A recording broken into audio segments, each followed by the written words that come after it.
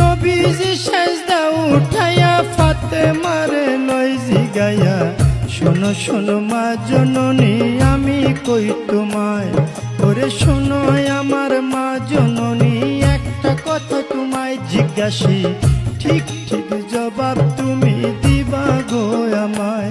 তুমি ঠিক ঠিক জবাব দিবা, দুইটা হতে একটা নিবা,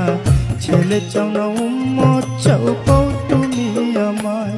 তুমি ছেলে চাও না উম্মত চাও, দুইটা হতে একটা নেও। এই কথা বলিলেন যখন নবী মুস্তাফায়,